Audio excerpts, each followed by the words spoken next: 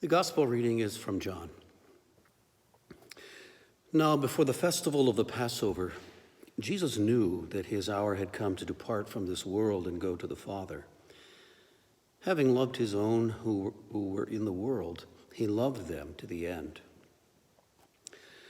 The devil had already put it into the heart of Judas, son of Simon Iscariot, to betray him.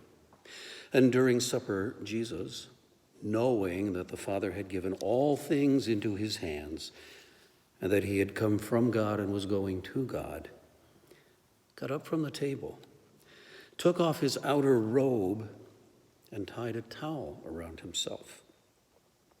Then he poured water into a basin and began to wash the disciples' feet and to wipe them with the towel that was tied around him. He came to Simon Peter, who said to him, "Lord, are you going to wash my feet?" Jesus answered, "You do not know what I am doing, but later you will understand." Peter said to him, "You will never wash my feet." Jesus answered, "Unless I wash you, you have no share with me." Simon Peter said to him, "Lord, not my feet only, but also my hands and my head."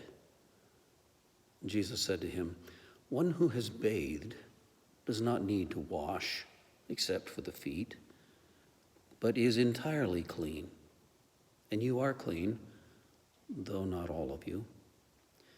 For he knew who was to betray him. For this reason, he said, "Not all of you are clean." After he had washed their feet, had put on his robe, and had returned to the table, he said to them, "Do you know what I have done for you? You call me teacher and Lord, and you are right, for that is what I am.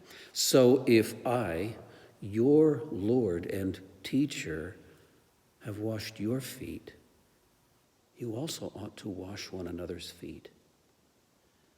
For I have set you an example, that you also should do as I have done to you.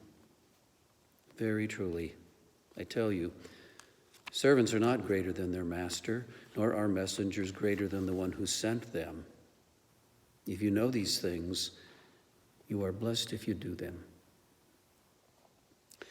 Now the Son of Man has been glorified, and God has been glorified in him. If God has been glorified in him, God will also glorify him in himself, and will glorify him at once. Little children, I am with you only a little longer. You will look for me, and as I said to the Jews, so now I say to you, where I am going, you cannot come. I give you a new commandment, that you love one another. Just as I have loved you, you also should love one another. By this, everyone will know that you are my disciples, if you have love for one another. The Gospel of the Lord. The Hebrews were holed up in their houses while a force of death moved through the land, killing members of the community. That sounded like a far-fetched exotic tale until recently. In this case, this is how God would judge the Egyptians and rescue his chosen people, save them from slavery in Egypt, and free them for life in the Promised Land. To be clear, I don't believe God is sending the coronavirus as judgment, but it is an expression of salvation and love for one another to hole up in our own homes for now. Though I suppose we could forego that part about painting our doorposts with lamb's blood. This is a day of remembrance of God's saving action for the Hebrew people. And that means not just remembering by bringing to mind, recalling something that once happened, but remembrance that brings to the present making what happened then real for us now. That's why the Hebrew people celebrate this as a feast to the Lord each year. It's not just to recall what had happened, but to bring the salvation and the freedom of escaped from Egypt and the drama and the joy of the Passover as a reality for their own next generation. This is not just something that happened to them all those years ago. This is for us, they seem to say.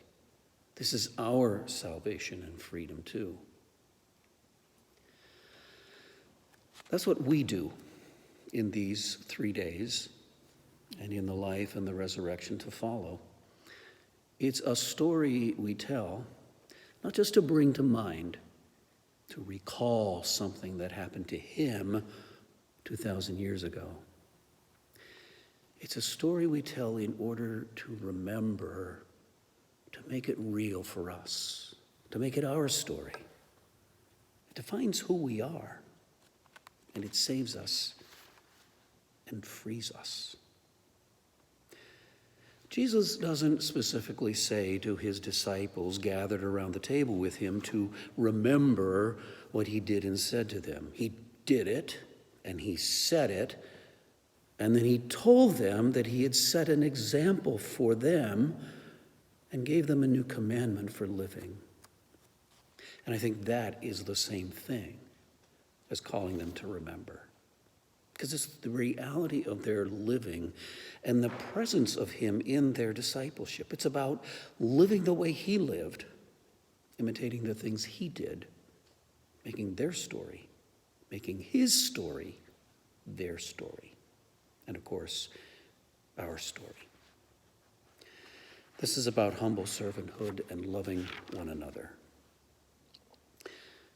Remembering these 3 days and the story it tells, and the death into which we are baptized, and the salvation and freedom God gives us in it.